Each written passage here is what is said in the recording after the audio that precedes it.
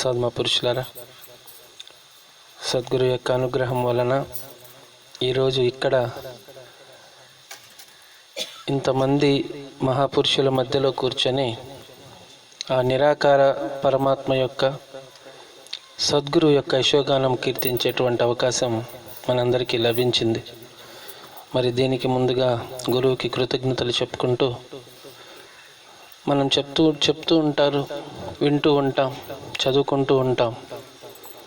ఈ సృష్టిలో ఉన్న జీవరాశులలో కల్లా ఉత్తమమైనటువంటిది, శ్రేష్టమైనటువంటిది మానవ జన్మ అని చెప్పి, మరి ఈ ఉత్తమతత్వం, శ్రేష్టత్వం అనేటువంటిది దేనివలన మనిషికి కలిగింది? ఈ ప్రశ్న మాత్రము ఎవరు వేసుకున్న దాఖలాలు అయితే కనిపించవండి. ఏదో గొప్ప జన్మ అంటున్నారు, గొప్పగా జీవించాలి అనుకుంటున్నాం. కానీ ఆ గొప్పగా జీవించటం కేవలం భౌతికమైనటువంటి సుఖాలు అనుభవించటంలో, భౌతికమైనటువంటి పదార్థాలు పోగు చేసుకోవటంతో గొప్పతనాన్ని పొందాలనుకుంటున్నాము తప్ప, కానీ ఎవరు కూడా నిజమైనటువంటి గొప్పతనం వాటి ద్వారా కాదు, ఈ జన్మకి భగవంతుడు ఎందుకు మనకిచ్చాడో తెలుసుకొని దాన్ని పొందటం ద్వారా గొప్పతనం పొందాలి అనే ఆలోచన లోకంలో సాధారణమైన మనిషికి అయితే కలగదండి. అందుచేతనే పూర్వం నుంచి ఈ యొక్క తత్వాన్ని తెలుసుకోవటం కోసం, ఈ యొక్క సత్యాన్ని అవగాహన చేసుకోవటం కోసం, జన్మకి వచ్చాక భగవద్భక్తి చేయటానికి భక్తులైనటువంటి వారు, జిజ్ఞాస కలిగినటువంటి వారందరూ కూడా గురువు యొక్క చరణాలను ఆశ్రయించారు. ఎంచేతనంటే తమకు తాము తమ లక్ష్యం ఏమిటో తెలుసుకోలేరు కాబట్టి, తమకు తాము తమలో ఉన్నటువంటి శక్తిని గ్రహించలేరు కాబట్టి, అందుకని గురువు యొక్క చరణాలను ఆశ్రయించి ఈ తత్వబోధని శ్రవణం చేసి దానికి అనుగుణంగా కర్మలు ఆచరించి తరించారు. అటువంటి వారినే మనం భక్తులుగా చెప్పుకుంటున్నాం, అటువంటి వారిని గొప్పవారిగా అంటున్నాం. నిజంగా లౌకికమైనటువంటి సిరి సంపదలతోటి పేరు ప్రఖ్యాతులు సంపాదించిన వారే గొప్పవారైతే మనకి వాళ్ళు ఎంతమంది గుర్తున్నారు? ఒకవేళ గుర్తున్నా ఎంతకాలం గుర్తుంటారు? మన కుటుంబ పరంపరలో తీసుకున్న, వారసత్వ పరంపరలో తీసుకున్న మన పూర్వీకులు కూడా గొప్పవారు ఉండవచ్చు, కానీ ఇప్పుడున్న జనరేషన్కి తెలియదండి. మన ముందు వాళ్ళే మనకి తెలియదు. ఇది ఈరోజు దౌర్భాగ్యం. అంటే లోకంలో ఉన్న గొప్పతనము తర్వాత తరంతో ఆగిపోతుంది, లేదా వాళ్ళు జీవించి ఉండగా కూడా అంతరించిపోవచ్చు. కానీ భగవంతుడిని పొందటం ద్వారా కలిగిన గొప్పతనం కొన్ని వేల సంవత్సరాలు నిలబడి ఉంటుంది. ఈరోజు మనం ఈ సాంగత్యం పెట్టుకొని ఎవరి గురించి అయినా చెప్పుకుంటున్నామంటే ఇప్పుడు జీవించి ఉన్నవారు కాదండి, గత వేల సంవత్సరాల క్రితం భగవద్భక్తి చేసిన భక్తుల గురించి. వారితో మనకి ముఖ పరిచయం లేదు, శారీరక సంబంధము లేదు, లేదా మనం ఉన్నటువంటి సమయంలో, వారు ఉన్నటువంటి సమయంలో మనము జీవించి ఉండలేదు. అయినా వారి గురించి ఈరోజు చెప్పుకుంటున్నామంటే దానికి గల కారణం ఆయా సమయాలలో వారు భగవంతుడి యందు వారికి గల శ్రద్ధ, భక్తి, విశ్వాసం, భగవంతుడి నియమానుసారం, గురు ఆజ్ఞానుసారం జీవించడమే దీనికి గల కారణం. మరి ఆ సమయంలో అటువంటి నియమాలతో జీవించి గొప్పవారు అయ్యారంటే ఈ సమయంలో కూడా నియమాలను అనుసరించి జీవిస్తే గొప్పవారు అవ్వడం తథ్యం. సత్యం 3 కాలాల్లో ఒకేలా ఉంటుంది. ఒక్కొక్క సమయంలో ఒకే రీతిగా ఉండేటటువంటిది సత్యం కాదు, ఏ సమయంలోనైనా ఒకేలా ఉండేది సత్యం. మరి అటువంటి సత్య మార్గంలో చరించటానికి ఈ ఉత్తమమైనటువంటి మానవ జన్మ అనేది మనకు లభించింది. ఈ జన్మ లభించాక దీన్ని సార్థకపరుచుకోవటం కోసం మనకి ఈ సత్సంగము, సద్గురు అనేవారు లభిస్తారటండి. ఆదిశంకరాచార్యుల వారు వివేక చూడమనిలో చెప్తారు, దుర్లభం త్రయమే వైతత్, మనుష్యత్వం, ముముక్షత్వం, మహాపురుష సంశ్రయం, దైవానుగ్రహ హేతుకం. మానవ జన్మ లభించటము, ముముక్షం పొందాలి, ఈ జన్మలోనే ముక్తి పొందాలి అనేటువంటి జిజ్ఞాసను కలిగి ఉండటము, సద్గురు యొక్క చరణాలను ఆశ్రయించటం అనేవి దుర్లభమైనవటండి. ఈ 3 మనం అనుకుంటే లభించినవి కాదు, భగవంతుడి యొక్క అనుగ్రహం వల్ల మనకు లభించినవి. మన ప్రయత్నం ద్వారా లభించేదైతే మనం వదిలేసినా పర్వాలేదండి, ఎందుకంటే మళ్ళీ నా ప్రయత్నం ద్వారా నేను సంపాదించవచ్చు. కానీ ఇతరులు ఇవ్వటం ద్వారా నాకు ఒక విలువైనది లభించింది అంటే ఇచ్చినప్పుడు తీసుకోకపోతే మళ్ళీ మనకు అది లభించటం అసాధ్యమండి. అంటే మరి ఈ జన్మ అత్యంత విలువైనదైనప్పుడు, దుర్లభమైనదప్పుడు, మన ప్రయత్నం ద్వారా మనకు లభించినప్పుడు భగవంతుడి యొక్క అనుగ్రహం ద్వారా లభించింది అంటే దీని యొక్క విలువను గుర్తించాలి, దీని యొక్క ఉద్దేశాన్ని మనం గుర్తించాలి. దానికి అనుగుణంగా మనము భక్తి చేసి ఆ భక్తికి ఆధారంగా చేసుకొని మనం జీవనం జీవించినప్పుడే ఈ జన్మ గొప్పది అని చెప్పుకోవటానికి, గొప్పగా జీవించాను అని చెప్పుకోవటానికి ఆస్కారం ఉంటుందటండి. అందుకనే ఈరోజు అటువంటి సత్యాన్ని వర్తమానంలో సద్గురు మాతా సుదీక్షాజీ చెప్తున్నారు ఇక్కడ. అందుచేతనే ఈ సత్యం మన దాకా వచ్చింది అంటే కేవలం మనం గ్రంథాలు చదవటం వలన కాదండి, పూర్వం నుంచి దీన్ని పొందిన వాళ్ళు వారసత్వంగా ఒకరి నుంచి ఒకరికి అందించటం వల్ల. ఇక్కడ మనము కూడా మనం ఒక్కరం పొందాము, మనం ఆనందంగా ఉన్నామని చెప్పి మన వరకే దీన్ని పరిమితం చేసుకోకూడదు. దీన్ని మన పరివారానికి, మన తోటి వారికి కూడా మనం అందచేయగలగాలి. చూస్తూ ఉంటాం మనం లోకంలో వస్తువులు కనుక ఏదైనా విలువైనవి, అరుదైనవి కనుక మనకు లభించినా మనం ఏం చేస్తామండి, ఒక ఎగ్జిబిషన్ పెడతాం. మన మాటల్లో చెప్పుకోవాలంటే అంటే అందరినీ పిలుస్తాం. మా ఇల్లు చూడండి, చైనా నుంచి తెచ్చాం, అమెరికా నుంచి తెచ్చాం, ఈ ఊర్లో ఎవరికీ లేవు. ఇవన్నీ సహజంగా మనిషికి ఉండేటటువంటి లక్షణాలు, గుణాలు. అంటే నా గొప్పతనాన్ని ప్రదర్శించటానికి తప్పు లేదండి. మరి వస్తువుల దగ్గరికి వచ్చేసరికి ఈ విధంగా ఆర్భాటంతో, ఆడంబరంతో 10 మందిని పిలిచి చెప్తున్నప్పుడు మరి భగవంతుడి దగ్గరికి వచ్చేసరికి చెప్పగలుగుతున్నామా? భగవంతుడి గురించి చెప్తున్నామా? నేను పొందాను చాలా ఉత్తమమైనటువంటిది, నాకు ఆనందాన్ని ఇస్తుంది. మరి ఆనందం మనం పంచుకోగలుగుతున్నామా ఇతరులతోటి? ఇక్కడ అవతారవాణిలో బాబా అవతార్ సింగ్ జీ మహారాజ్ వారు చెప్తున్నటువంటిది అదే. సాధు మాటలు చెవిన పడితే వినాలి మరియు వినిపించాలి. ఈరోజు మనం వినటంతో సరిపెడుతున్నాం. దీనికి ఉదాహరణ పెద్ద బయట విషయాలు ఏం చెప్పక్కర్లేదండి. నిజంగా వినిపిస్తున్నాము అంటే ఇక్కడ ఒక్కొక్కరు కూర్చోము, దంపతులతో కూర్చునే వాళ్ళం, ఇక్కడికి వచ్చి పరివారాలతో కూర్చునే వాళ్ళం. అంటే ఇక్కడ వినటంతో మనం సరిపెట్టుకుంటున్నాం. నాకు లభించిందిలే చాలు. లేకపోతే ఇంకొక ఆలోచన ఏంటంటే నన్ను పంపిస్తే చాలులే, వాళ్ళకి ఎలా పోయినా పర్వాలేదు. కానీ అదే ఇంట్లో ఒక పిండి వంటకం, ఇంట్లో ఒక మంచిది ఏదైనా తయారు చేస్తే మనం పస్తుండైనా ఇంట్లో వాళ్ళకి అందిస్తాం. కానీ భగవంతుడిని మాత్రం మనమే పొందాలనుకుంటున్నాము తప్ప ఇంకొకరికి అందించడానికి మనం ప్రయత్నం చేయట్లేదు. మరి భగవంతుడు కొందరివాడా, వస్తువులు అందరివా? ఒకసారి ఆలోచించాలండి. వస్తువులైతే వారసుల కోసం నేను ఉపయోగించుకోకుండా నాకు అవసరమైనప్పటికీ కూడా దాన్ని నిగ్రహించుకొని వాళ్ళకి ఇవ్వటానికి నేను సిద్ధపడుతున్నాను. కానీ భగవంతుడిని మాత్రం నేనే ఉంచుకుంటున్నాను. ఇది మనకి పూర్వం నుంచి మహాత్ములు చెప్పలేదు. మనం ఏదైతే పొందామో, నాకేదైతే ఆనందం ఇచ్చిందో ఈ ఆనందాన్ని 10 మందికి పంచమంటున్నారు. ఇక్కడ గురువుగారు బయటకెళ్ళి మీరు ఆ పని చేయక్కర్లేదు, మీ కుటుంబానికి చెప్పండి. మీ కుటుంబంలో ఉన్నవారు కూడా ఇదే ఆనందంతో జీవించండి. చూడండి, ఎక్కడైనా సంతోషము, ఆనందము ఏ ప్రదేశంలో ఉంటుందో ఒక్కసారి కనుక మనం గ్రహిస్తే అందరి భావాలు ఒకేలా ఉన్న చోట ఆనందం ఉంటుంది. చాలామంది సమాగానికి వచ్చారు. ఇక్కడి నుంచి కూడా మహాత్ములు కొంతమంది రావటం సంభవించింది.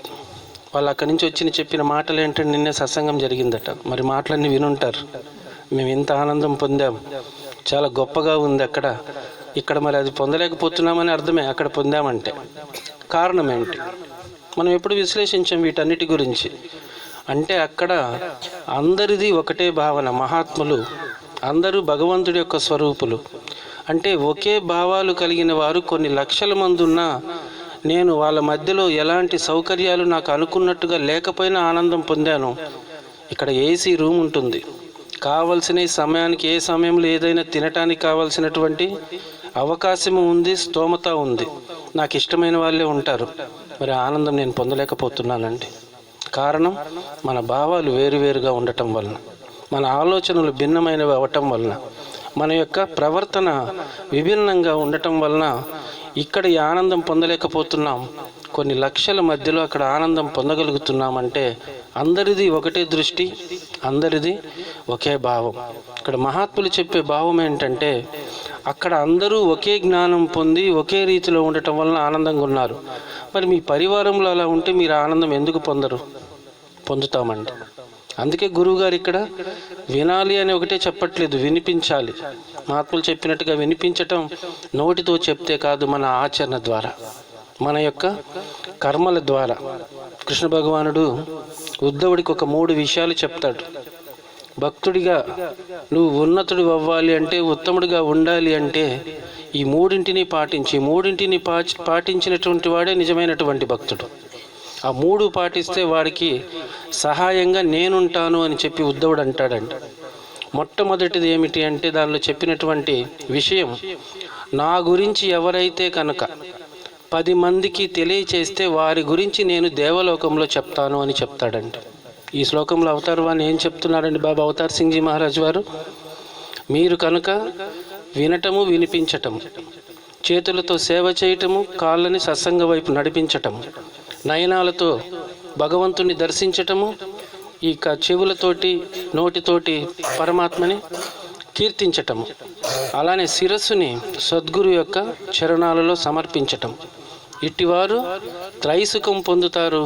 అవతారుని మాటిది, వీరి యొక్క కీర్తిని నేను ప్రచారం చేస్తానని చెప్పారు. ఇది గురువుగారు కొత్తగా చెప్పట్లేదు, ఎప్పుడూ కృష్ణ భగవానుడు చెప్పాడు ఉద్ధవుడితోటి.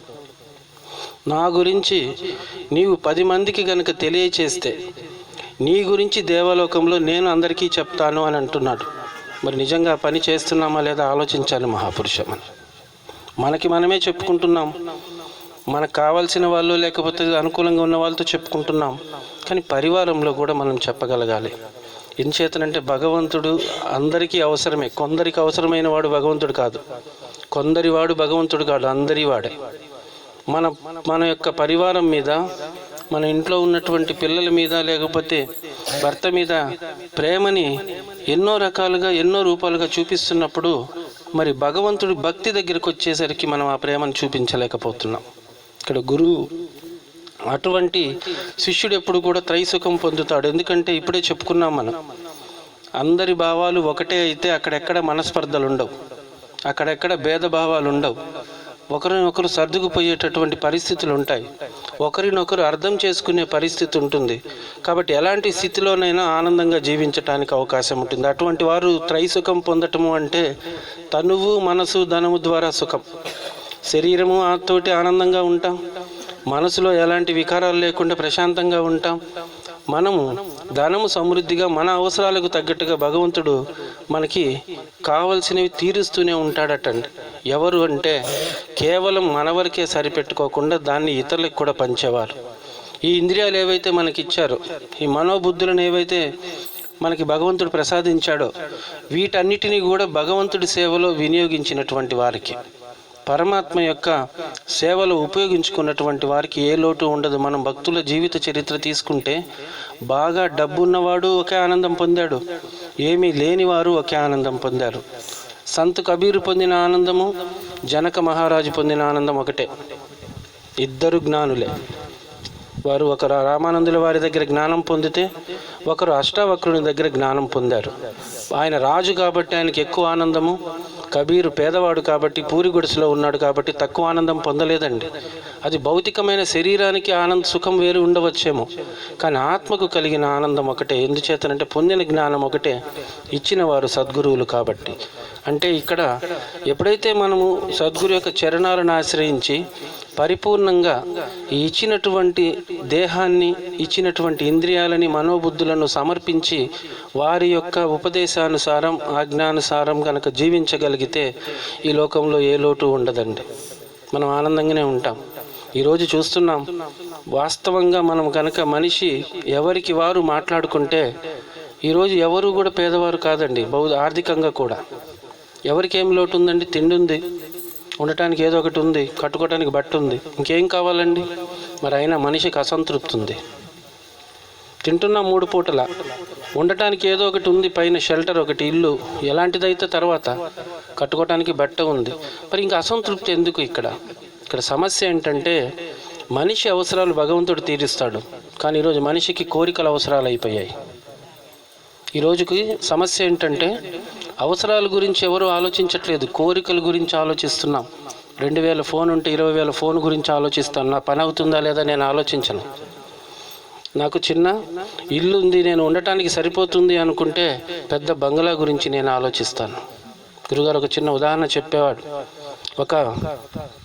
ఒక వ్యక్తి తన పిల్లవాడికి కాలేజీ వెళ్తూ ఉంటే ఒక షూ కొనిచ్చాడట. సరే, షూ కొనిచ్చాడు, సంతోషమే. కానీ కాలేజీ వెళ్ళాక తన స్నేహితుడు తనకంటే గొప్ప ఖరీదైనటువంటి షూ వేసుకున్నాడు. అసంతృప్తి మొదలైంది. తండ్రి దగ్గరికి వచ్చాడట. నాన్నగారు, మీరు కొనిపెట్టారు, బాగానే ఉంది, కానీ ఆయన నాకు సంతోషంగా లేదు. కారణం ఏంటి? నా పక్కవాడు ఇంకా కాస్ట్లీ షూ వేసుకున్నాడు. సరే, ఒకరోజు కొడుకుని బజారుకు తీసుకుని వెళ్తూ ఉంటే ఒక అంగవికలుడు కనిపించాడట. అప్పుడు చెప్పాడట, అతని వైపు ఒకసారి చూడమని. 2 కాళ్ళు లేవటండి. నీకు కాళ్ళు ఇచ్చాడు భగవంతుడు చెప్పులు వేసుకోవటానికి, తనకు ఆ కాళ్ళు కూడా లేవు. ఒకసారి అతన్ని చూసి నువ్వు తృప్తి చెందమని చెప్పాడట. ఈరోజు విచిత్రమైన స్థితి. భౌతిక ప్రపంచంలో నాకంటే ఎక్కువ వాడిని చూసి నేను బతకటం వల్ల నాకు తృప్తి లేదు. కానీ ఆధ్యాత్మికతలో మనకంటే గొప్పవాడిని మనం అనుసరించట్లేదు. ఈరోజు భక్తి మార్గంలో మనకంటే గొప్పగా చేస్తున్నారు, గొప్పగా భక్తుడిగా జీవిస్తున్నారు, వాళ్ళని అనుసరిద్దామని అనుకోవట్లేదు. కానీ డబ్బుల విషయంలో, దుస్తుల విషయంలో, వస్తువుల విషయంలో మాత్రం నాకంటే గొప్పవాడిని చూసి నాకు లేదనేటువంటి అసంతృప్తితో ఉన్నదాని యొక్క విలువని మనం గుర్తించలేకపోతున్నాం. ఇచ్చినటువంటి జన్మ యొక్క విశిష్టతను మనం గుర్తించలేకపోతున్నాం. మరి గొప్పగా ఉన్నటువంటి జీవించిన భక్తులు మాకు ధనము లేదు అనుకుంటే ఈరోజు వారిని తలుచుకునే వాళ్ళమా? ఆ ధనం వెంట వాళ్ళు పడుంటే. ఎన్నో వేల సంవత్సరాలైనా శబరి గురించి చెప్పుకుంటున్నాం, తులసిదాసు గురించి చెప్పుకుంటున్నాం, కబీర్ గురించి చెప్పుకుంటున్నాం. వాళ్ళెవరు ధనవంతులు కాదు, వాళ్ళందరూ రామనామ ధనానికి అధిపతులు, భగవంతుడిచ్చిన పారమార్థిక ధనానికి అధిపతులు. అటువంటి ధనం సమకూర్చుకోమనే మనకి పూర్వం నుంచి మహాత్ములు భక్తి మార్గాన్ని ప్రవేశపెట్టారు. అంతే తప్ప ఈరోజు అవివేకంతోనో, అజ్ఞానంతోనో, కోరికతోనో, ఆశలతోటో బతుకుతూ భగవద్భక్తిని కూడా వస్తువుల కోసమే మనం ఉపయోగించుకుంటున్నాం. భగవంతుణ్ణి కూడా వదిలి వెళ్ళే వాటిని సంపాదించుకోవటానికే వాడుకుంటున్నాము తప్ప వెంట వచ్చే దాన్ని పొందటం కోసం ఎక్కడా ప్రయత్నం చేయట్లేదు. అది ఎక్కడ సాధ్యం, ఎప్పుడు సాధ్యము అంటే సద్గురు చరణాలను ఆశ్రయించి తత్వాన్ని మనము పొందినప్పుడు, దానికి అనుగుణంగా జీవనం జీవించినప్పుడు. అందుచేతనే ఇక్కడ వినటంతోటే కాదు, వినిపించటం కూడా అవసరమే. అది మీరు కర్మల ద్వారా, మీ యొక్క ఆచరణ ద్వారా, మీకు ఇచ్చిన ఇంద్రియాలు లోకంలో ఉన్న వాటిని అనుభవించటానికి కాదు, భగవంతుడిని చేరుకోవటానికి, ఉపయోగించుకోవటానికి. కఠోపనిషత్తులో దాంట్లో ఈ విధంగా చెప్పబడింది.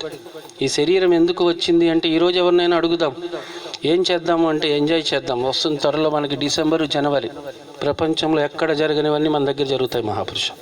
ఇప్పటి నుంచే మొదలైపోయాయి. దాసుడు మన ఒకటి సోషల్ మీడియాలో వీడియో షేర్ చేశారు. ఏంటంటే, ఈరోజు మనం అందరం ఎక్సర్సైజ్ చేస్తూ ఉంటాం, శరీరం ఆరోగ్యం కోసం, లేకపోతే సౌష్ఠవంగా ఉంచుకోవటం కోసం. ఒక కోడి రేపు కోడి పందాల కోసం రన్నింగ్ ట్రాక్ మీద తిరుగుతుంది. అది అందరికీ పంపుతున్నారు. ప్రిపరేషన్స్ ఆర్ గోయింగ్ ఆన్ అంటే దానికోసం సిద్ధమవుతున్నామని. మరి మనం ఎప్పుడు సిద్ధమవుతామండి భగవంతుడి దగ్గరికి వెళ్ళటానికి, భగవంతుడిని చేరుకోవటానికి? మరి దానికి కావాల్సిన జాగ్రత్తలు, ఏర్పాట్లు చేసుకుంటున్నామా మనం? అజ్ఞానం మాత్రం. ఈరోజు మనిషి తన యొక్క విశిష్టత ఏంటో, తన జన్మ యొక్క ముఖ్య ఉద్దేశం ఏమిటో తెలుసుకోకపోవటం వలన ఇటువంటి అజ్ఞానపూరిత చర్యలు, అజ్ఞానంతో కూడుకున్న జీవనం జీవిస్తున్నాడు. అందుకే ప్రపంచం ఈ రకమైన దుస్థితిలో ఉంది. అందుకనే సంతు తులసిదాసు ఒకటి అంటారు, హరికథ సంత్ సమాగం. హరికథ సంత్ సమాగం తులసి దుర్లభ సోయి, సుతుదారావురు లక్ష్మి పాపీకి బి హోయి. సిరి సంపదలు, ధనము ఇలాంటివన్నీ పాపాత్ములు కూడా సంపాదిస్తారట. కానీ హరినామము చేయటము, సాధు సాంగత్యము కేవలం సంతులకి మాత్రమే దొరుకుతుంది, గురు శిష్యులకి మాత్రమే దొరుకుతుంది. ఈరోజు చూస్తున్నాం, డబ్బు ఎవడికి లేదండి, ఏ పని చేసైనా సంపాదించవచ్చు. కానీ అదే రామనామధనం సంపాదించమనండి, ఎవరు సంపాదించగలరు? సంపాదించిన ఎంతమంది నిలుపుకోగలుగుతున్నారు? నిలుపుకున్న చివరి శ్వాస వరకు నిలబడగలుగుతున్నారు. అది గొప్పది. అటువంటి గొప్పదాన్ని పొందటం కోసం ఈ దేహము, ఈ ఇంద్రియాలు, ఈ జన్మ మనకి లభించాయి. మనం చెప్పుకోపోతున్నట్టుగా కఠోపనిషత్తులో ఈ శరీరాన్ని రథంతో పోలుస్తున్నాయి. ఈ శరీరం అనేది ఒక రథం అట్టండి. ఈ మనసు అనేటువంటిది కళ్యము, ఇంద్రియాలు అనేటువంటివి గుర్రాలు. మన బుద్ధి రథసారథి. లోపల ఉన్నటువంటి చైతన్యం ఏదైతే ఉందో అది రధికుడు. ఈ ఆత్మని, పరమాత్మని చేరవేయటం కోసం ఈ శరీరం ఉంది. ఇది ఉపనిషత్తు చెప్తుంది. ఇది మన పూర్వీకులు, మన ఋషులు చెప్తున్నారు. అదే ఈరోజు సద్గురువు చెప్తున్నారు. ఈ దేహము ఇక్కడ క్షణిక ఆనందం ఇచ్చేటటువంటి భోగాలు అనుభవించడానికి భగవంతుడు ఇవ్వలేదు. ఒకవేళ నిజంగా అటువంటి భోగాలే గనక అనుభవించటానికి ఈ దేహం వచ్చింది అన్న భావనలో ఉంటే కబీర్ ఒక మాట అంటారు, నిద్ర భోజన భోగు భై, నిద్ర భోజन भोग भई ये पशुपुरुक समान, ज्ञान अधिक एक नरीन गई ज्ञान बिना पशु भी जाना. నిద్ర, భోజనం, భోగం, భయం ఇవి పశువులు జంతువులు చేస్తాయి. నువ్వు చేస్తే ఏంటి తేడా? మనం అదే చేస్తున్నాం. నిద్ర, భోజనం, భోగం, భయం. పశువులు జంతువులు కూడా అవే చేస్తున్నాయి. మరి నువ్వు చేస్తే నీ గొప్పతనం ఎక్కడుంది? మానవుడి యొక్క గొప్పతనం తను శుద్ధ చైతన్య ఆత్మస్వరూపుడని ఆత్మజ్ఞానం పొందటం ద్వారానే ప్రకటించగలడు. కానీ అన్యమైన కర్మలు చేయటం ద్వారా నువ్వు మానవుడని ప్రత్యేకతని ప్రకటించుకోలేవు. ఒకవేళ సత్యం తెలుసుకోకపోతే నిన్ను పశువులే గుర్తిస్తాయి, కానీ భగవంతుడు గుర్తించడటండి. ఇది మనకి మహాత్ములు అనుభవపూర్వకంగా చెప్తున్నటువంటి సత్య సందేశం. ఈ మాటలు ఇప్పుడు కనుక మనం చెప్తే ఇంకెప్పుడు ఎంజాయ్ చేస్తామని అడుగుతారు మనల్ని. ఇంకెప్పుడు ఎంజాయ్ చేస్తాం? ఎంతకాలం బతుకుతామండి మనం? సరే, ఎంజాయ్ ఎప్పుడు చేస్తాము? మంచి ప్రశ్నే. మరి ఈ యొక్క భగవంతుని ఎప్పుడు పొందుతాం? దీని గురించి ప్రశ్న రాదు మన దగ్గర. ప్రపంచంలో వాటిని సాధించటం గురించి ప్రశ్నలు వేసుకుంటాం, సమాధానాలు మనకి మనమే చెప్పుకుంటూ ఉంటాం, సాధించాలని అహర్నిశలు కష్టపడుతూ ఉంటాం. మరి దీన్ని పొందటం కోసం ఏం ప్రయత్నం చేస్తున్నాం? మనం భగవంతుడు చెప్పినటువంటి మాటని గనక సరైన రీతిలో అర్థం చేసుకుంటే ఎవడు కూడా ప్రపంచంలో దానికోసం ప్రయత్నం చేయడండి. ప్రయత్నశీలుడే భగవంతుణ్ణి చేరుకుంటాడు, నన్ను చేరుకుంటాడని కృష్ణ భగవానుడు భగవద్గీతలో చెప్తాడు. అంటే దీని అర్థం ప్రపంచంలో పొందేవి నీ ప్రయత్నంతో నువ్వు పొందలేవు. నీ యొక్క కర్మధానుసారం, నీ ప్రారబ్ధానుసారం నీకు లభిస్తాయి. కానీ భగవంతుడు మాత్రం మన ప్రయత్నంతో పొందాలి. మరి పూర్వం నుంచి గురువుని ఆశ్రయించమని, గురు జ్ఞానం పొందమని, జ్ఞానానికి అనుగుణంగా కర్మలు చేయమని ఎందుకు చెప్తున్నారంటే ఆ పరమాత్మని మన స్వప్రయత్నంతో పొందాలి తప్ప ఎవరో తేరు. కానీ ఈరోజు చాలా విచిత్రము, వ్యతిరేక దిశలో మనం చేస్తున్నాం.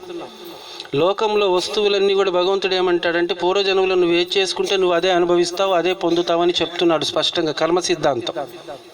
నువ్వు ఏది చేసుకుంటే నీకు అదే లభిస్తుంది. మంచి అయితే మంచి, చెడు అయితే చెడు. కానీ నన్ను పొందాలంటే మాత్రం నువ్వు ప్రయత్నం చేయాలి. మనం చాలా తెలివైన వాళ్ళం. వస్తువుల కోసం ప్రయత్నాలు చేస్తున్నాం. భగవంతుడి దగ్గరకు వచ్చేసరికి మన ఇంట్లో మన మహాత్ములు అడిగితే చెప్తారు, మీ వాళ్ళని తీసుకురండి, టైం వస్తే వస్తాడండి. టైం ఎప్పుడు వస్తుంది మహాపురుష? యముడు పిలుస్తాడు, ఈ టైం తర్వాత సంగతి. అంటే అక్కడ వేదాంతం మాట్లాడుతున్నాం. భగవంతుడు చెప్పింది ఏంటంటే లోకంలో వాటి దగ్గర భగవంతుడి మీద భారం వేయండి, నన్ను పొందటానికి నువ్వు ప్రయత్నం చేయమంటే ఈరోజు లోకంలో వాటి కోసం ప్రయత్నం చేస్తున్నాం, భగవంతుడి దగ్గరికి వచ్చి భగవంతుడి మీద భారం వేస్తున్నాం. ఇది మన యొక్క విచిత్రమైన స్థితి. మనం ఆలోచించే తార్కిక బుద్ధి. ఇటువంటి ఆలోచనలతోటి పవిత్రమైనటువంటి జన్మని అపవిత్రం చేసుకుంటున్నాడు ఈరోజు మనిషి. అందుకని ఈ శరీరం ఎందుకు వచ్చిందో చెప్తున్నారు, ఇంద్రియాలు ఎందుకు వచ్చాయో చెప్తున్నారు, వీటితోటి ఏమి సాధించాలో చెప్తున్నారు. మరి వీటన్నిటినీ మనం తెలుసుకొని దానికి అనుగుణంగా మనం ముందుకు వెళ్ళాలి అంటే ఈ సాధన అనేది సత్సంగము, సేవ, స్మరణ. ఇందాక మనం చెప్పుకున్నాం, నా గురించి 10 మందికి చెప్తే నీ గురించి దేవలోకంలో చెప్తాను. ఇంకో రెండో విషయం చెప్తాడు ఉద్ధవుడితోటి, నా పేరుతోటి నువ్వేదైనా సేవ చేస్తే దానికి 10 రెట్లు నేను నీకు ఇస్తాను అని అంటాడు మహాపురుష. మనం చేస్తున్నాం ఈరోజు భ్రమతోటి. అన్నదానం పెడతాం నాకేదో రావాలని చెప్పి, గుళ్ళో లైట్ ఇస్తాం నాకేదో కావాలని, ఆ లైట్ మీద మా పేరు రాస్తాం, వెలుగు కూడా రాదు. దానం చేసిన వారు అని ఒక పేరు పెడతాం మనం అక్కడ, ఆ వెలుగు కూడా గుళ్ళోకి రాదు.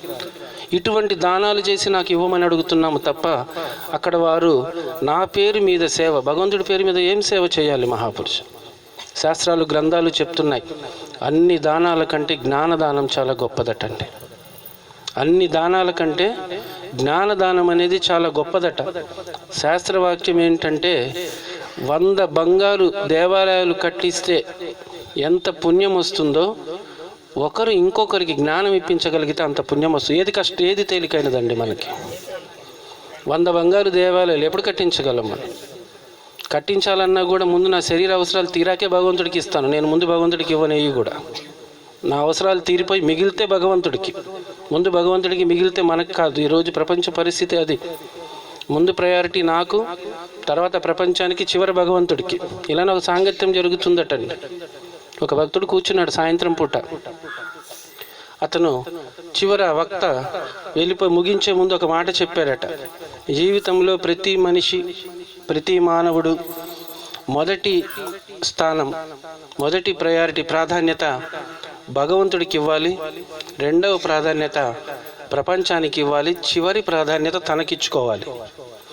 చాలా బాగుంది అనుకున్నాడు పాపం విన్నతను. తన ఊరు పొరుగురు, ముగిసిపోయింది, మర్చిపోతానేమోనని మనల్ని వల్ల వేసుకుంటూ బయలుదేరాడు. మొదట భగవంతుడు, 2 ప్రపంచం, 3 నేను. ఇంటికి వెళ్ళిపోయాడు. క్రమం మారిపోయింది మహాత్మా. మొదట నేను, తర్వాత ప్రపంచం, చివర ఈరోజు అది పరిస్థితి. కాబట్టి ఇక్కడ భగవంతుడు చెప్తున్నది అదే.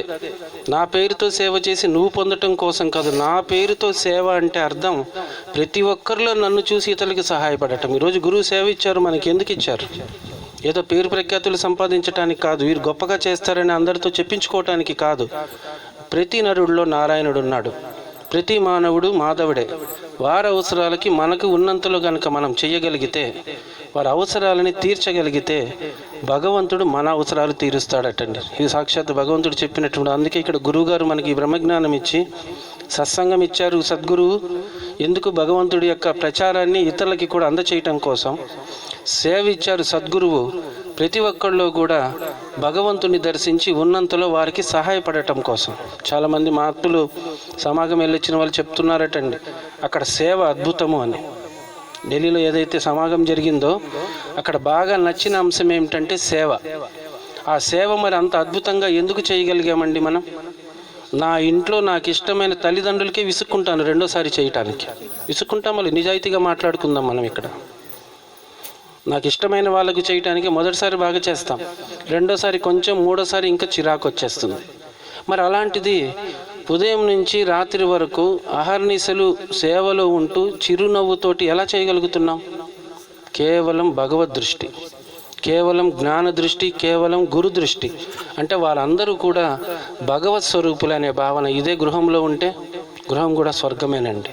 ఇక్కడ సద్గురువు కేవలం అలాంటి చోట వచ్చి చేయమని చెప్పట్లేదు, భగవంతుడు అక్కడ చేయమని చెప్పట్లేదు. మనం ఉన్న చోట కూడా దానిని ఆచరణలో అమలు పరిస్తే మనం అదే ఆనందం పొందవచ్చు, అదే కృపకి పాత్రులు కావచ్చు, అదే ఆశీర్వాదాన్ని తోటి మన జోలెలు నింపుకొని ఆనందంగా ఈ శేష జీవితాన్ని గడపచ్చు. ఈ జీవితాన్ని సుందరంగా తీర్చిదిద్దుకొని నిష్క్రమించి భగవంతుడిలో ఐక్యం అవ్వచ్చు. ఇది మనకి మహాత్ములు, మహనీయులు చెప్తున్నటువంటిది. అందుకే భగవంతుడు నా పేరుతోటి సేవ, ఈరోజు చేసే భ్రమలతో కూడుకున్న సేవలు కాదు, భ్రాంతులతో కూడుకున్నటువంటి సేవలు కాదు.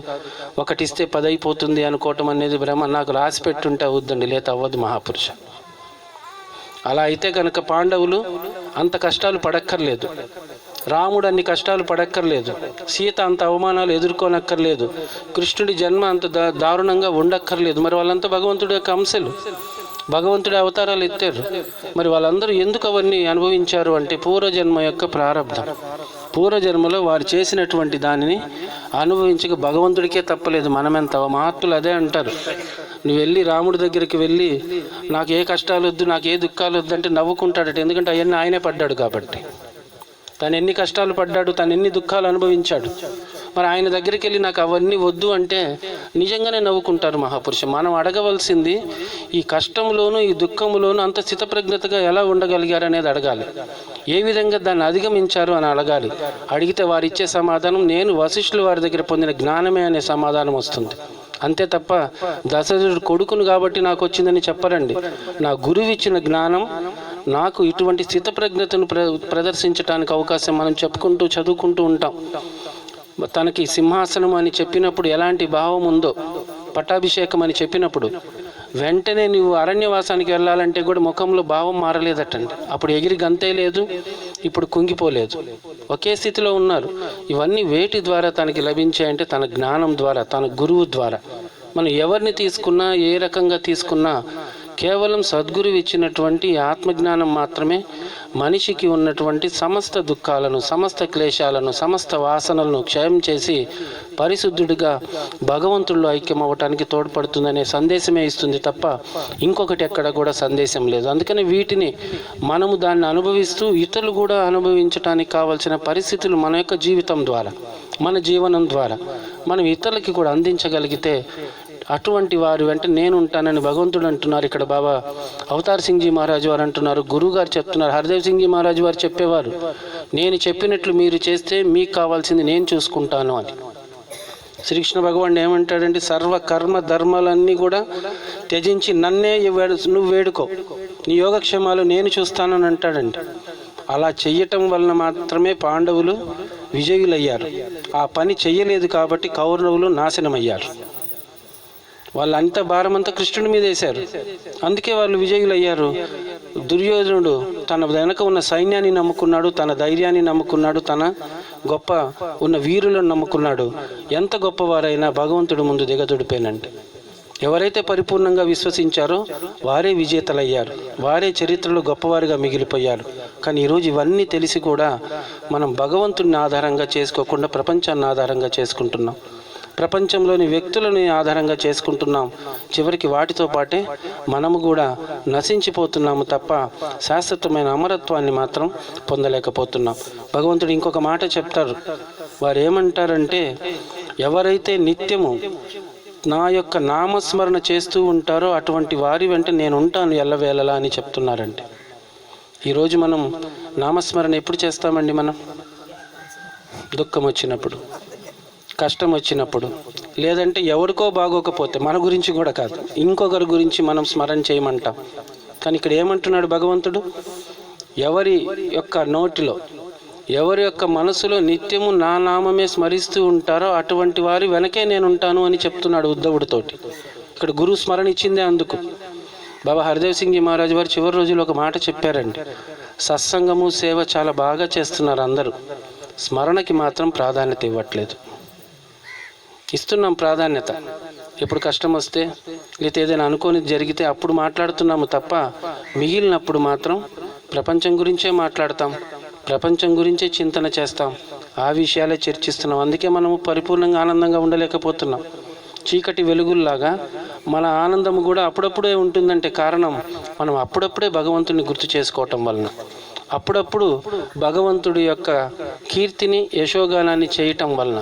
అది నిరంతరము తైలధార వల్ల జరగాలి అని చెప్తున్నారు. అటువంటి వాడి వెనక నేనుంటాను అని చెప్పి శ్రీకృష్ణ భగవానుడు చెప్తున్నారు. ఇది నమ్మిన వారికి ఎక్కడా కూడా ఏ లోటు ఉండటానికి అవకాశం లేదు మహాపురుష. ఇదే మాటలు ఇక్కడ అవతార్ సింగ్ గారు అంటున్నారు. మీరు భగవంతుడు ఇచ్చినటువంటి వాటిని భగవంతుడి కోసం ఈ ప్రపంచంలో జీవించినప్పుడు కనుక ఉపయోగించుకోగలిగితే మీ జన్మ లక్ష్యాన్ని గురువు తీరుస్తారు. గురువు కృప వలన మాత్రమే మోక్షం సాధ్యం తప్ప అన్యమైన సాధనల వల్ల మోక్షం అనేది రాదని మనకి శాస్త్రాలు చెప్తున్నాయి. మరి అటువంటప్పుడు ఆ కృపకి ఎప్పుడు పాత్రలు అవుతామంటే వారి ఆజ్ఞను శిరసావహించినప్పుడు, వారు చెప్పినటువంటి మాటలకు అనుగుణంగా మనం జీవనాన్ని జీవించినప్పుడు మాత్రమే ఇది సాధ్యమవుతుంది అని చెప్పి మనకిక్కడ మహాత్ములు మహనీయులు అనేటువంటి వారు చెప్తున్నారు. మనం చిన్నది ఒకటి చూస్తాం, రామాయణంలో చిన్న సంఘటన ఒకటి చూస్తే కనుక, వారధి నిర్మించేటప్పుడు రాళ్ళు నీటిలో వేస్తే తేలుతూ ఉంటాయి అన్నీ, మనందరం తెలిసినటువంటిదే. ఎందుకంటే వాటన్నిటి మీద రామ రామ అని రాసి ఉంటుంది. పాపం రాముడు చూద్దామని వేస్తే అది మునిగిపోయింది మహాపురుష. ఎందుకంటే వాళ్ళందరూ కూడా రామనామాన్ని రాశారు, ఆయన యొక్క ధ్యాసతోటి ఆ పని చేశారు కాబట్టి అది విజయవంతమైంది. రాముడు మామూలుగా వేశాడు, తను దేవుడే అయినా ఆయన వేసింది మునిగిపోయింది.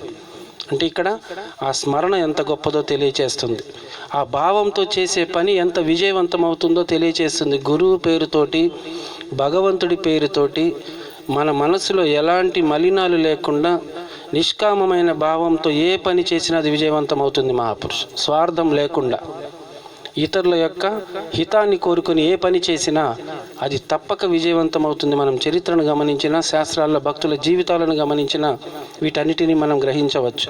మరి అటువంటి భక్తి చేసినప్పుడు మాత్రమే మనకి ముక్తికి అర్హతను సంపాదిస్తాం, జీవన్ముక్తిలో మనం జీవించగలుగుతాం. కేవలం పైపైన చేసేటువంటి భక్తి పైపైన ఉండేవే లభిస్తాయి మనకి. సముద్రంలో చూస్తాం మనం, పైన ఏం దొరుకుతాయండి మనకి సముద్రంలో? చేపలు, లేకపోతే ఇలాంటి జంతువులు, ఏవో జీవులు దొరుకుతాయి. ఇంకొద్దిగా లోపలికి వెళ్తే ముత్యాలు, ఇంకొద్దిగా లోపలికి వెళ్తే వజ్రాలు. అంటే మనం ఎంతెంత దీనిలో మమేకం అవుతామో అంతంత విలువైనవి పొందుతాం. ఎంతెంత పైన ఉంటామో అల్పమైనవి మాత్రమే పొందుతాము తప్ప విలువైనవి సొంతం చేసుకోవటం అనేది అసాధ్యం. అంచేతనే మనం ఈ ప్రపంచంలో ఉండాలి, ప్రపంచంలోనే మన బాధ్యతలు నిర్వర్తించాలి. ఆ బాధ్యతలను వ్యక్తులకి నిర్వర్తిస్తున్నానన్న భావన కాకుండా భగవంతుడికే చేస్తున్నాననే భావనతో జీవిస్తే తప్పక మనం ఈ జన్మని ఆఖరి జన్మగా చేసుకోవచ్చు. ఈ జన్మని గొప్పదానిగా తీర్చిదిద్దుకోవటానికి అవకాశం ఉంటుంది. అది కేవలం గురు కృప ద్వారా సాధ్యం, గురు జ్ఞానం ద్వారా సాధ్యము తప్ప మనం చేసేటటువంటి భక్తి ద్వారా అసాధ్యం. మరి అది మంచిది కాదంటే మంచిదే. మనం చేసేటువంటి భక్తి మనకి పుణ్యాన్ని ఇవ్వచ్చు, పుణ్యం వలన ఇంకొక జన్మ రావచ్చు. భగవంతుడి మాటల్లోనే చెప్పుకుంటే ఆయన అంటారు, వ్రతాలు, యజ్ఞాలు, యాగాలు, క్రతువులు వీటన్నిటి ద్వారా మీకు లభించేటటువంటి అత్యుత్తమమైన ఫలం స్వర్గప్రాప్తి. వీటన్నిటి ద్వారా ఏమొస్తుందని చెప్తున్నాడండి భగవంతుడు? మనకి స్వర్గం. మనం ఇక్కడికి వచ్చింది స్వర్గప్రాప్తి కోసం కాదండి, అంతిమమైన మానవ జన్మ వచ్చింది ముక్తి కోసం. మరి ముక్తికి ఏమి కావాలి అంటే జ్ఞానం కావాలి. జ్ఞానం ఎవరి ద్వారా కావాలి అంటే గురువు ద్వారా కావాలి. అంటే ఇక్కడ భగవంతుడి దగ్గరికి వెళ్ళినా ఆయన ఇచ్చేది మనకి పుణ్యమే, ముక్తి మాత్రం ఇవ్వడండి. గురు బ్రహ్మ, గురు విష్ణు, గురుదేవో మహేశ్వర, గురు సాక్షాత్తు పరబ్రహ్మ, తస్మై శ్రీ గురువే నమః. ఇక్కడ ఏమంటున్నారు? త్రిమూర్తులతో పోలుస్తూ వీళ్ళకంటే గొప్పవాడు సద్గురు అని చెప్తున్నారు. పరబ్రహ్మ, సాక్షాత్తు పరబ్రహ్మ. ఎప్పుడైనా ఆలోచించామా వాళ్ళకంటే ఎందుకు గొప్పవాడు గురువు? ఎందుకంటే ఈ ముగ్గురు దగ్గరికి వెళ్తే వాళ్ళు ఇచ్చేది మళ్ళీ ఇంకొక జన్మకి కారణమవుతుంది. రాక్షసులకు వరాలు వాళ్ళే ఇచ్చారు. రాక్షసులందరూ వీరులైన వాళ్ళందరికీ వరాలు ఇచ్చింది వాళ్ళే. కానీ వాళ్ళందరూ ఏమయ్యారండి? మరణించాడంటే మళ్ళీ పుడతాడు మహాపురుషుడు. కానీ గురువు దగ్గరికి వెళ్తే ముక్తిని ఇస్తాడు, అందుకు గురువు గొప్పవాడు. జన్మ లేకుండా చేస్తాడు, అందుకు గురువు గొప్పవాడు. ఏ భగవంతుడు వెళ్ళినా ఇంకో జన్మకి కారణమే. అది ఏ లోకాల్లోనైనా పుట్టించవచ్చు, కానీ అక్కడ పుణ్యం క్షీణిస్తే మళ్ళీ వచ్చేయటమే. ఒక భక్తుడు ఈ సత్యాన్ని తెలుసుకొని స్వర్గానికి వెళ్ళాలని ఎన్నో యజ్ఞాలు, యాగాలు, దానాలు, వ్రతాలు చాలా నిష్ఠతో చేశాడటండి. తన భక్తి ఫలించి మెచ్చి భగవంతుడు దేవదూతలతోటి పుష్పక విమానాన్ని పంపించాడు తన స్వర్గానికి తీసుకువెళ్ళటానికి. చాలా ఆనందపడ్డాడు, నా భక్తికి ఫలితం లభించింది, నేను చాలా గొప్పగా చేశానని కొంచెం అహంతో ఆ పుష్పక విమానంలో ఎక్కబోతూ ఒక సందేహం వచ్చింది. స్వర్గం అని చేశాను, బాగానే ఉంది, అసలు అక్కడ ఏముంటుందో అడుగుదాం అనుకున్నాడండి. మరి తెలియాలి కదా నేను వెళ్ళే ప్రదేశం ఏంటని. మనం భక్తి చేస్తారు స్వర్గం, నిజంగా ఎవరైనా స్వర్గం గురించి కనుక్కుంటున్నామా లేదు? ఏదో అందరూ అంటున్నారు, మనం అంటున్నాం. సరే, తనకి సందేహం వచ్చింది, ఏముంటుంది స్వర్గంలో? అప్పుడు ఆ దేవదూతలు చెప్పారు, అక్కడంతా ఎంజాయ్. ఇప్పుడు అనే మాటే, సురపానం, మద్యపానం, నృత్యాలు మీ ఇష్టం, మీకు ఏం కావాలంటే ఆ భోగాలన్నీ ఉన్నాయి. బాగుంది అనుకున్నాడు. ఇది ఎంతకాలం ఉంటాయని సందేహం. మళ్ళీ ఇవి ఎంతకాలం ఉంటాయి? మీ పుణ్యం ఎంతవరకు ఉంటుందో అంతవరకు ఉంటుంది. సరే, నా పుణ్యం క్షీణిస్తే ఇంకో జన్మకి వెళ్ళిపోతావని చెప్పాడు మహాపురుషు. అప్పుడు అతను అన్నాడట, నిజంగా ఇవన్నీ అనుభవించడానికి అక్కడికి వెళ్ళటం ఎందుకు, నేను ఇక్కడే అనుభవిస్తాను కదా, నాకు స్వర్గం వద్దని చెప్పాడు మహాపురుషు. ఇది వాస్తవమే మహాత్మ. మనం భక్తి స్వర్గం కోసం చేస్తే అవే పొందేది, అది పోయిందంటే మళ్ళీ కిందకే రావాలి. జన్మ లేకుండా చేసుకోవటానికి ఈ జన్మ వచ్చింది. అందుకే ఇది ఉత్తమమైన జన్మ. 84 లక్షల జీవరాశుల్లో ఉత్తమమైన జన్మ. ఎందుకంటే భగవంతుడు మనోబుద్ధులను కేవలం మానవుడికి ఇచ్చాడు, మిగిలిన జీవరాశులకు ఇవ్వలేదండి. ఎందుకని? ఆ మనసుకి భగవంతుడి యొక్క బోధ చేసుకోమని చెప్పి బుద్ధితో నిర్ణయం తీసుకొని భగవంతుని చేరుకోమని చెప్పటానికి. ఇది మిగతా జంతువులకి లేదు. మిగిలిన జడ ఏవైతే వృక్షాలు ఉన్నాయో, జడము ఉన్నాయో వేటికి లేదు, కేవలం మనిషికి మాత్రమే ఉన్నాయి. మనం ఈ మనోబుద్ధులతోటి మనం ఏం చేస్తున్నామంటే ప్రపంచంలో ఇంకా ఉండటం కోసం వినాశనాన్ని సృష్టిస్తున్నాడు ఈరోజు మనిషి. కారణం సత్యం తెలియకపోవటం, వాస్తవం తెలియకపోవటం, తెలిసిన వారిని ఆశ్రయించకపోవటం. అందుచేతనే పూర్వం నుంచి మహాపురుషులు జన్మ ఉత్తమమైనదైనప్పటికీ దీన్ని సర్వోత్తమంగా మలుచుకోవాలంటే సద్గురువుని ఆశ్రయించాలి, గురు మార్గంలో చరించాలి, మనోమార్గం వీడాలి అనే సందేశం ఇస్తున్నారు. అదే గురువు చెప్తున్నారు. ఇది ఎప్పుడు సాధ్యమవుతుంది అంటే మనం విన్న మాటలు మనం కర్మల ద్వారా ఆచరిస్తూ కర్మల ద్వారా ఇతరులకి చెప్పినప్పుడు. ఈ ఇంద్రియాలను కేవలం భగవత్ కార్యానికి, సాంగత్యానికి ఎప్పుడైనా ఎవరైనా రమ్మంటే ఏమంటామండి? కాలు బాగోలేదండి, ఇంకొకటి ఉన్నదే కాలు సాంగత్యానికి రావడానికంటే అదే బాగోలేదని మనం చెప్తున్నాం. నిజంగా బాగోవు కూడా మహాపురుషు. మనసులో ఏ భావం వస్తే అదే జరిగి తీరుతుంది. గుర్తుపెట్టుకుందాం మనం. నేను వెళ్ళగలను అంటే ఏదైనా చేయగలను. ఇది ప్రతి ఒక్కరికి చూడ మీకు నిదర్శనమే. మనం గుర్తు తెచ్చుకోం. పండగలు వస్తాయండి, రేపు సంక్రాంతి రాబోతుంది. మీరు ఇల్లు దులుపుతారా దులుపరా? అప్పుడు కాలు బాగలేదని ఊరుకుంటున్నామా? మనం కింద మీద పడి ఏదో రకంగా దులుపుతున్నాం. ఎందుకండి? నా మనోశక్తి అంత గొప్పదండి. దీని మీద ఆ శక్తి, నాకు ఆ ఇష్టం లేదు. నాకంత పట్టుదల లేదు భగవంతుడి కార్యంలో, భగవంతుడి కార్యక్రమం. ఎందుకంటే మనసు కాలకూట విషాన్ని తయారు చేస్తుంది, అమృతం తయారు చేస్తుంది. దానికి ఇచ్చే ఆహారం మీద ఆధారపడి ఉంది. కాలు బాగోకపోయినా, ఒళ్ళు బాగోకపోయినా కార్తీక మాసంలో తలస్నానాలు చేస్తున్నాం, రొంపలు తెచ్చుకుంటున్నాం, కానీ మానట్లేదు. మామూలు అప్పుడు రొంప వస్తే ఇంట్లో వంట చేయడం మానేస్తాం మనం. అవునా కదండి? క్యారీ తెప్పించుకోండి లేదా హోటల్లో తినండి, కానీ ఇప్పుడు మాత్రం ఏది మానమండి. అంటే నాకు ఇష్టమైతే ఏదైనా చేస్తాను, ఆ ఇష్టం భగవంతుడి మీద ఏర్పరచుకోమని చెప్తున్నారు. లోకంలో మానేయమని ఎవరు చెప్పట్లేదు. దాని మీద ఇష్టం ఉందని అది చేస్తున్నప్పుడు మరి భగవంతుడు ఇంకా విలువైన వాడు, ఇంకా ఉపయోగపడేవాడు, ఇంకా మనకు ఆనందాన్ని ఇచ్చేవాడు. దానికి కూడా మీరు ఆ విధంగానే ఇష్టాన్ని ఏర్పరచుకోండి, దాని మీద ఆసక్తిని కనబరచండి అని ఈరోజు సందేశం మనకి గురువు గారు ఇస్తున్నారు. అందుకనే సత్సంగం అవకాశం ఉంటే వెళ్దాం. నిన్న ఒక మహాపురుషులు ఇంట్లో సాంగత్యానికి వెళ్ళాం నిన్న ఉదయం. చిన్న బాబు, అందరికీ ఆర్య అని తెలిసి ఉండొచ్చు, తను సెక్రటరీ చేశాడు. తను ఒక మాట చెప్పుకుంటూ వచ్చాడు సాంగత్యంలో, మహాత్మా మేము ఈ మధ్యకాలంలో మాకు స్కూలు ఉండటం వలన ఇంకొక కార్యం వలన మేము సత్సంగాలు రాలేకపోతున్నాం. మా నాన్నగారు మా అమ్మగారు పని వాళ్ళు ఎక్కువ లేకపోవటంలో వాళ్ళు ఇంట్లో పనులతోటి సాంగత్యానికి రాలేకపోతున్నారు.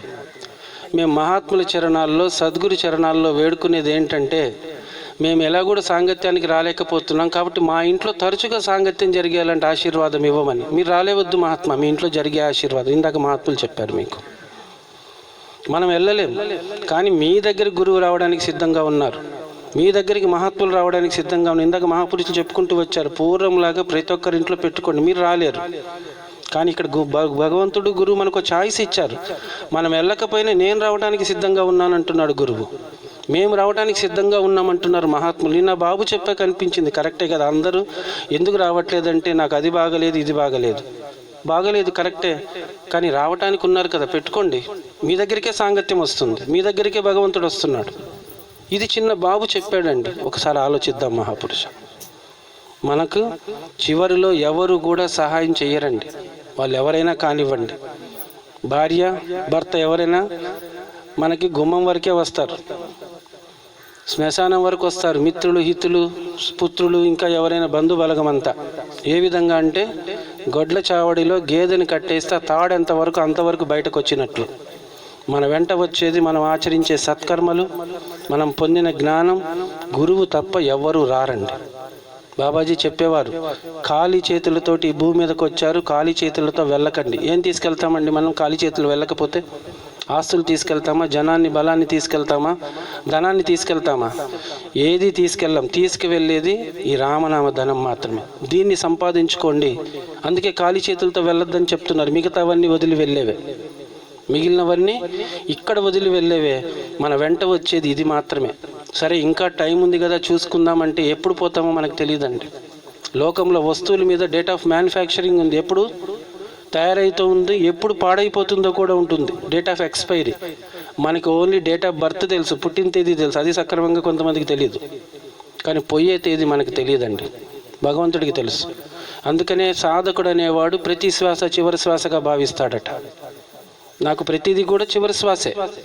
చూడండి, మనం ఢిల్లీ వెళ్ళాలనుకున్నప్పుడు మహాత్ములు ఎన్ని రోజుల ముందు తయారయ్యారండి? అన్ని సంచులు, తినే తిండి ఏమిటి, మెను ఏం తీసుకుని వెళ్దాం, మళ్ళీ అక్కడ దొరకవు కాబట్టి ఇక్కడే నిల్వ ఉండేలాగా ఏ కూరలు ఎలా చేస్తే బాగుంటుంది యూట్యూబ్లో చూస్తాం, పక్క వాళ్ళని అడుగుతాం. లేకపోతే ఇన్ని ప్లాన్లు వేసుకున్నాం. ఏదండి, ఒక 4 రోజులు ప్రయాణం చేసి ఇంటికి రావడానికి. మళ్ళీ మన ఇంటికి వచ్చేస్తున్నాం. మనమేం శాశ్వతంగా ఉండట్లేదు, ఏ చంద్రమండలంకి వెళ్ళో ఎక్కడికో వెళ్ళట్లేదు మనం.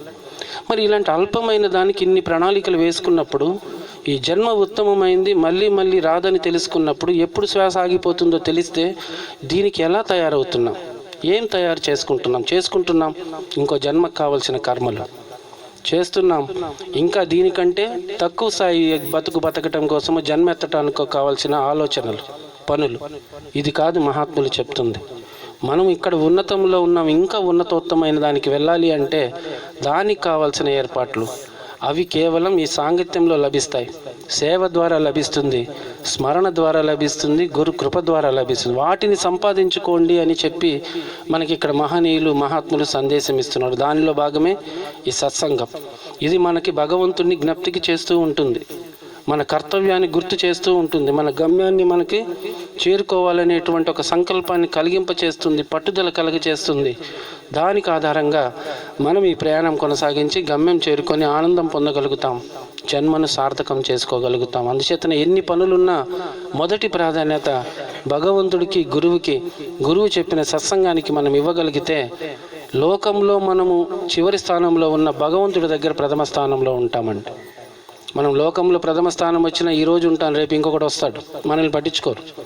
కానీ భగవంతుడి దగ్గర కనుక మనం ప్రథమంగా ఉంటే కొన్ని వేల సంవత్సరాలైనా ప్రథముడమే. ఇప్పుడు అందరి భక్తులు భగవంతుడి దగ్గర ప్రథములుగా ఉన్నారు. అందుకే మనం చెప్పుకుంటున్నాం. ఈరోజు భౌతికంగా లేరు, అయినా వాళ్ళ గురించి మాట్లాడుతున్నాం, వారి జీవితాల గురించి మాట్లాడుతున్నాం, వారు చేసిన గొప్ప పనుల గురించి మాట్లాడుతున్నాం. ఇది మాటలతో సరిపెట్టుకోవద్దు. దీన్ని మీ జీవితంలో ఆహ్వానించండి, దానికి అనుగుణంగా జీవించండి, మీరు తరించండి. ఇదే ఈరోజు సద్గురువు ఇస్తున్న సందేశం, ప్రతి సమయంలో మహాత్ములు ఇచ్చిన సందేశం. రెండు మహాపురుషులారా, ఈ అవకాశం మళ్ళీ మళ్ళీ రాదు. గురువు చెప్పినట్టుగా మగ్గినటువంటి ఒక పండు చెట్టు నుండి రాలి పడితే తిరిగి అతుక్కోవటం ఎంత దుర్లభమో మానవ జన్మ లభించటం అంత దుర్లభం. ఓ పండు రాలిందంటే అతుక్కోవటం దుర్లభం, మళ్ళీ జన్మ పోయిందంటే రావటం అతి దుర్లభం. పూర్వం మనకు చెప్తూ ఉంటారు, దీపం ఉండగానే ఇల్లు చక్క పెట్టుకోమని. మనం పెట్టుకుంటాం, పవర్ కట్ వస్తుందని మిక్సీ వేస్తాం, లేకపోతే ఎలక్ట్రిక్ కుక్కర్ ఆన్ చేస్తాం, ఎందుకంటే కరెంటు పోతే వండలేమని. అది అర్థం కాదు మహాపురుష. ఈ జ్యోతి ఆరిపోకముందే జ్యోతి స్వరూపుణ్ణి తెలుసుకోండి. ఆ జ్యోతి స్వరూపుడిని తెలుసుకోండి, ఆ జ్యోతిలో ఐక్యం అవ్వండి. ఇది పూర్వజంలో మన వాళ్ళు ఏది చెప్పినా ఆధ్యాత్మికంగానే చెప్పారు, ఏది చెప్పినా భగవంతుడి వైపు మనకి నడిపించడానికే చెప్పారు.